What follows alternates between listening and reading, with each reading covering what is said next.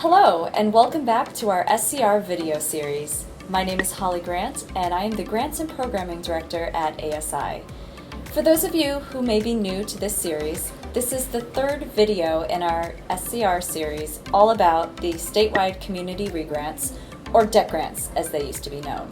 If you're new to grant writing, or this grant specifically, then this video is for you because we're going to be discussing an area that people ask for the most assistance with: the project budget. This video is a supplement to our information sessions, which are mandatory for all first-time applicants.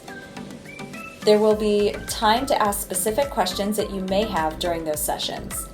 We have some virtual and some in-person sessions available. You can find those dates, times, and locations for all of our information sessions on our website. Now, let's get into the SCR application budget. I'm going to change from being Holly of ASI to Holly, first-time SCR applicant. Okay, I've just read through the guidelines and the eligibility document that's on ASI's website, and I've determined that my project is eligible. So now I'm going to log on to the ASI Grants portal and see what information this grant application requires. Great! Here is the application for the 2022 SCR grants. I am going to click on this blue Apply button in the upper right-hand corner of this section, and it will take me to the application. I can see that there are a lot of questions here that I will need to answer, but right now I am going to scroll down to one of the most crucial parts of the grant application, the budget, and specifically the budget form. There are two links right in the application where I can choose the document type that I want to use. This top one is a fillable PDF or a Word document. I am going to download the fillable PDF.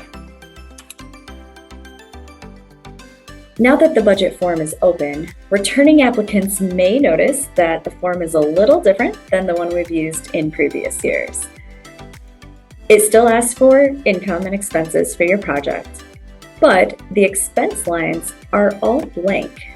This is so you can include the exact line items you have for your specific project. Looking at the expense lines, there are two columns, one that says amount and the other that says grant amount requested. After reading the instructions at the top, it looks like the amount I list in the grant amount requested column should indicate which expense line items I want this grant to cover, and that the amount I'm requesting must equal the difference between my total income and my total expenses. In the income section, here at the top, there are sample items already listed to help give applicants an idea of what kind of revenue can count and should be included. If I don't have any revenue in a particular line item, I should just put 0 on that line in the amount column. Okay, I think I understand this, but let's go through this together just to make sure. As applicant Holly, my community-based arts project is a one-night, free, cabaret-style performance. Since I have organized similar events in the past, I am familiar with what is required to pull this off successfully. I will reference my previous performance budgets and any current contracts or price quotes that I have to get my budget numbers together. Now I'm going to start by completing my expense items. For my project, my expense line items are performers,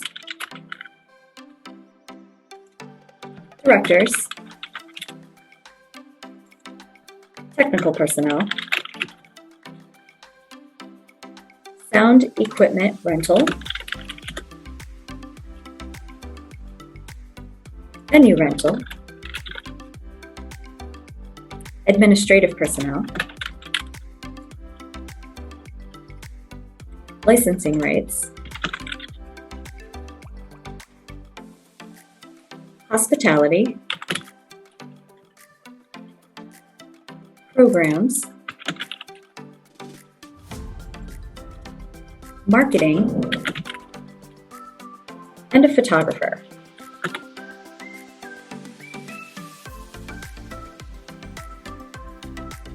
Okay, for my event, I have 12 performers, and each performer is being paid $250. 250 times 12 is 3,000. So I will add that under the amount column in that line. I have 2 directors for my performance, and they are each being paid $500. So I will add 1,000 in the amount column.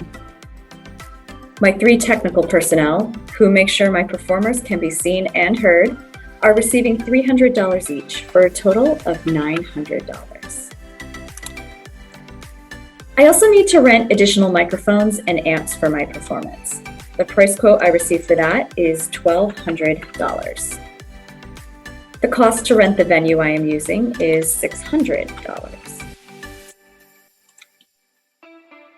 The administrative personnel, who is handling our marketing, contracting, and logistics, will receive $500. Some of our scores will be rented or purchased, and others are already known by the performers. Since this is a one-time performance, and the venue I am using does not carry an ASCAP or BMI license, I will need to purchase a special event license through ASCAP. The cost of that will vary depending on how many people attend and whether or not I'm recording this performance. I am not going to record this performance, so I'm going to estimate that that expense will be around $100. We do provide hospitality for our performers and our crew, and we sell concessions. The expense for those items will be $300. Since my primary audience is older and does not have easy access to technology such as a smartphone, I will be printing programs for the audience. That will cost me $300. To help get the word out, we will also purchase an ad and boost some social media posts. I anticipate that will cost about $300. And while I'm not recording this performance, I do want to document the event by hiring a photographer. Their fee is $300. Even though I am using a fillable PDF, it won't add up the columns for me. So I will need to double check my math and make sure everything adds up correctly and put the total at the bottom of the amount column. When I add up my event expenses, the total comes to $8,500. Since this is a community arts SCR grant and that requires a 50% match, I can only request up to half of this total budget in grant funding. That means I will be asking for $4,250. Moving over into the grant amount requested column, I need to indicate which line items I want this grant to cover. I know, as an applicant, that NISCA prioritizes the hiring of creatives and marketing expenses. So I will add the payment for the performers, the directors, and part of the marketing expense into that column. That will bring me to a total of $4,250. Now I will fill out the income portion of this form. I know that this revenue should equal the balance remaining between my total expenses and what I am requesting from this grant. Since my event is free to the public, I will not receive any ticket revenue. I will be printing programs, and since we are doing that, I might as well sell some program ads. I am expecting to sell about $500 worth of ads. I do not have any memberships. We will be selling concessions and expect to make about $500 there. I have no other grant revenue coming in. However, we are trying to secure sponsorships, and we have a goal of $2,000 in sponsorships. We also have a few individuals willing to donate some money towards this event. The total donated by individuals is $350. We also have some gifts in kind. The venue we are using is donating their space for my event. Since it would normally cost us $600 if we had to pay for it, I can use this as a gift in kind and list the value of that item here.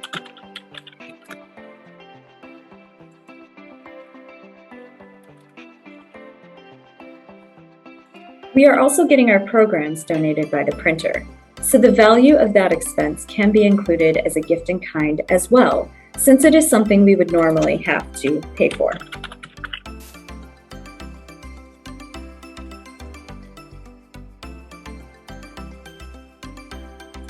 I will add all of these items up to make sure they are at least 50% of the total budget, and they are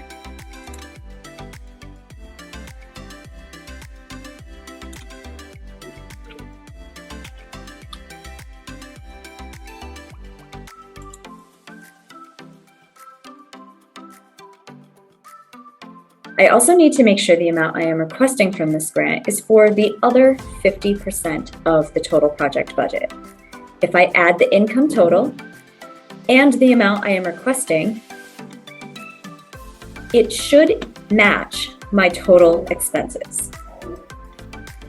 Now that my budget form is complete, it is important to explain any budget items that might not be clear to the panel in the budget notes section.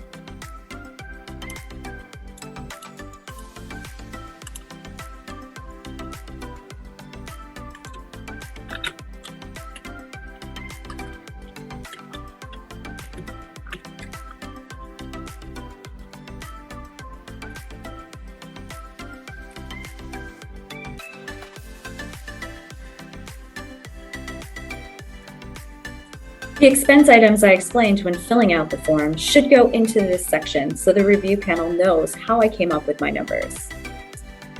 The other question that is very important to answer is the grants funding question right beneath that. This question asks how we will revise our event if we don't receive the full amount of our request. Assuming we can't just raise more money to offset the expenses, because we wouldn't really need this grant if we could just do that, I will need to consider which of the line items will need to be cut if we can't afford them all. Again, we know NYSCA likes paying creatives, so if at all possible, we should try not to cut there, or at least not ask our artists to donate their time. Looking at our expenses, we could cut down on our marketing efforts, which would also mean less work for our administrative personnel.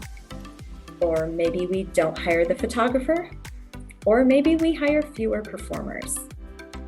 Your answer to this question helps the panel decide if some funding would be beneficial for you, or if it would be safer not to fund your project at all. This discussion will take place with the panel when there are many strong applications and not enough money to fund everyone's full request. If the panel feels confident that you can still provide a quality and successful program with less money than you requested, they will try to give you something to support your project.